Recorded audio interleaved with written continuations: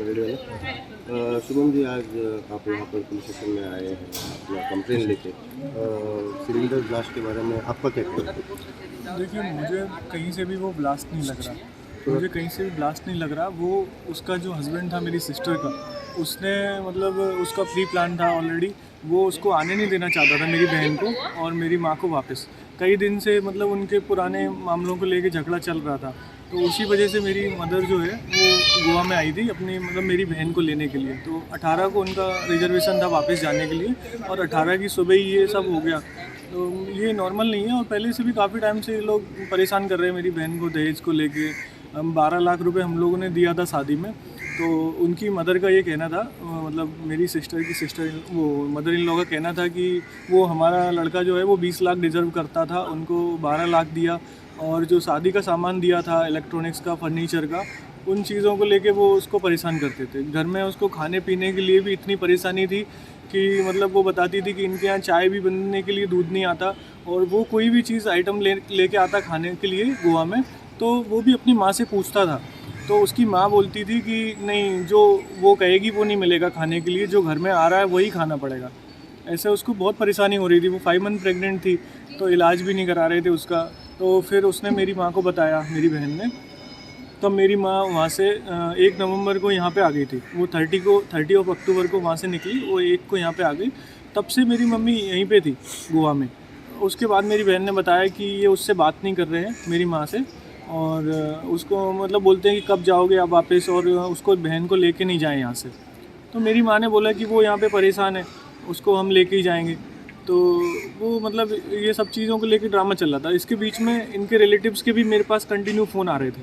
वो बोल रहे थे कि अपनी मतलब सिस्टर को बोलो कि वो अनुराग के साथ जाए, और माँ को बोलो कि वो उसको साथ में लेके नहीं जाए। तो मैंने बोला कि आप शिवानी से बात कर लो, उसको जहाँ पे रहना है वो वहाँ रह लेगी, वो बता देगी। तो मैंने कॉन्टेक्ट भी शेयर किया मेरी सिस्टर का। तो 17 जो उनका लास्ट कॉल था वो 17 के शाम को 6 बजे आया हमारे पास। उनने तब भी यही प्रेशर बनाया कि मतलब मम्मी को बोलो कि वो बहन को नहीं लेके जाए। तो मैंने उनको बोला कि नहीं, उसका जो मन होगा वो उसके साथ जाएगी। तो मैंने कांटेक्ट दे दिया। उसके बाद मैं इलेक्शन ड्यूटी में था 17 को। सुबह मैं सो के जगा तो मेरे पास इनके रिलेटिव का फ़ोन आया। बोले कि वहाँ पे सिलेंडर ब्लास्ट हो गया है और उसमें मेरी मदर और सिस्टर दोनों एक्सपायर हो गए। तो मेरे दिमाग में सबसे पहले यही आया कि 18 को उनको निकलना था यहाँ से, और 18 की सुबह ये सब कैसे हो गया अचानक। ये एक्सीडेंट तो ऐसे नहीं होगा कि उसी दिन होना है, और दोनों की दोनों स्पॉट पे डेथ हो गई।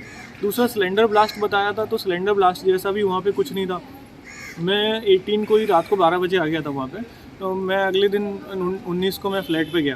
फ़्लैट पे मैंने जब देखा तो वहाँ पे ना तो सिलेंडर में कोई ब्लास्ट था, रेगुलेटर जो था वो भी ठीक था, और जो उसका पाइप था गैस का वो बिल्कुल थोड़ा सा माइन्यूटली बिल्कुल उसमें लगा हुआ था, केवल नाम के लिए। तो मैंने फिर वहाँ पे पड़ोसियों से भी बात की। वो बोले कि अनुराग वहाँ पे ही बैठा हुआ था, उनके साथ भी गया था, और उसने बोला था कि CPR दो। नेबर्स ने भी बोला कि आप CPR दे दो उसको, मतलब हेल्प करने की कोशिश करो, शायद उसमें थोड़ी बहुत जान हो। तो उसने ऐसा कुछ नहीं किया। 9:30 बजे तक एम्बुलेंस और पुलिस और फायर वाले पहुँचे वहाँ पे, तब तक 1 घंटा हो चुका था। अगर वो कोशिश करता अनुराग, तो हो सकता है कि उसमें थोड़ी बहुत जान होती, तो वो उसको बचाने की कोशिश, लेकिन उसने कोई कोशिश नहीं की। वो किसी की मदद मांग सकता था हॉस्पिटल ले जाने के लिए, उसने कोई हेल्प नहीं की। वो चाहता ही था कि वो चले जाएं दोनों, और हो सकता है और भी बहुत सारी चीज़ें थी जो वो उसको पता था कि वो मेरे घर वालों को नहीं पता चले, इसलिए उसने पूरा प्लानिंग करके उसको ब्लास्ट बता दिया। वो मर्डर ही है जितना मुझे लगता है। और मैं यही चाहता हूँ कि मुझे इस पुलिस पे भरोसा बिल्कुल भी नहीं है, क्योंकि इन लोगों ने वहाँ पे FSL की टीम भी नहीं बुलाई।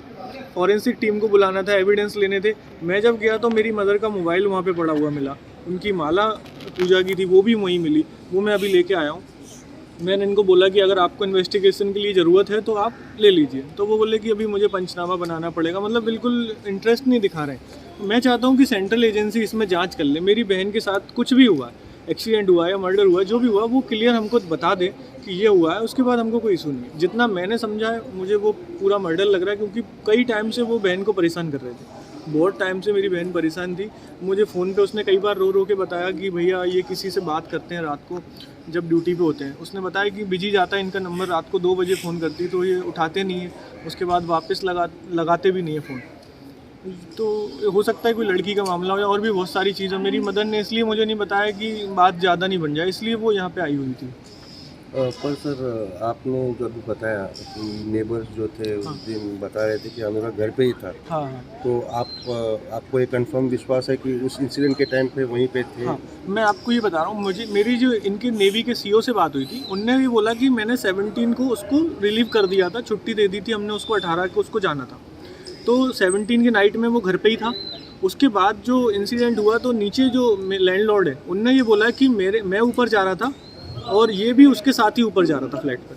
मतलब ये नीचे ही था या तो आसपास ही था, क्योंकि घटना हुई तो ये उसके साथ में ही दौड़ रहा था उसके साथ में। ये मुझे नीचे वाले लैंडलॉर्ड ने बताया कि वो उसके साथ ही दौड़ रहा था। तो अभी आपका डिमांड जो है कि एक इन्वेस्टिगेशन सीबीआई से दे, आपको गोवा पुलिस से आपको सहायता मिल रही नहीं मिल मुझे रही? गोवा पुलिस से आज तक कोई फ़ोन नहीं आया। उनने अभी जब मैं कल यहाँ पे आ गया तब मेरे पास एक लेटर वहाँ मेरे घर पे पहुँचा है, वो मुझे बुलाने के लिए, स्टेटमेंट के लिए समन पहुँचाया था इनने। उसके अलावा इनने कोई मुझसे ये नहीं पूछा कि क्या हुआ है, कैसे हुआ है, आपको मतलब कुछ भी इनने जानकारी लेने की कोशिश नहीं की कि कैसे आपको लग रहा है कि ये मर्डर है। कुछ भी उनने आज तक मुझे किसी ने कोई बातचीत नहीं की कि आप क्या कहना चाहते हैं। सर आपके डैडी ने, पिताजी ने सीएम को लेटर लिखा था, उसका हाँ। क्या हो गया सर? उसका वो कुछ हमने reply बाई हुआ? पोस्ट भी कर दिया था और मतलब जो ऑनलाइन डिजिटली भी हमने उनको करवा दिया था, तो लेटर उनके पास पहुंच गया होगा सीएम के पास।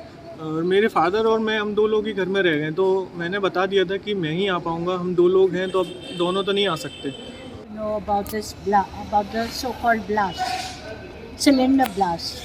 I have been in contact with him, with Shubham, to get to know more about the case.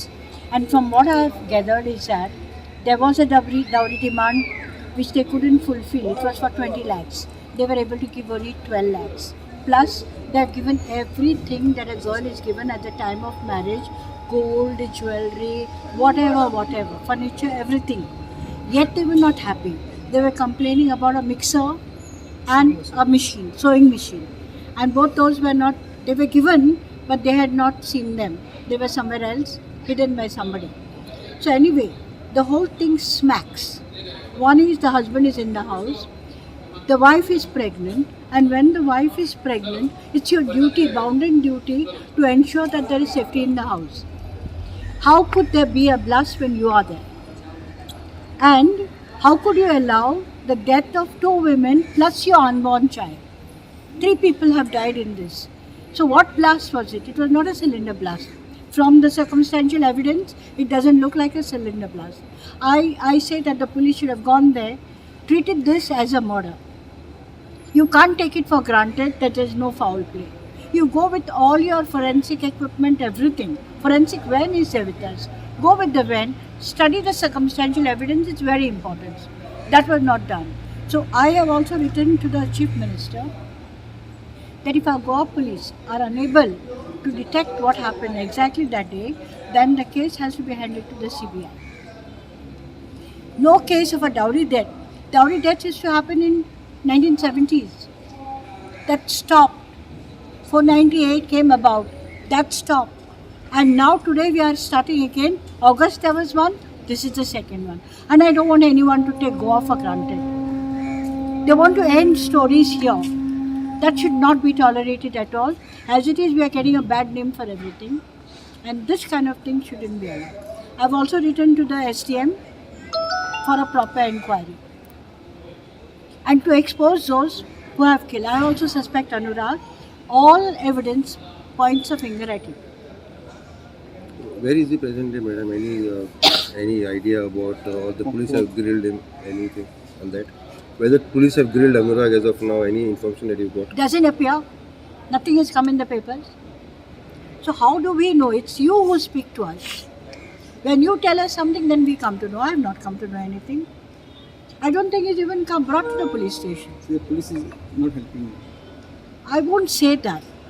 I feel that in time they realized that it was not a cylinder blast.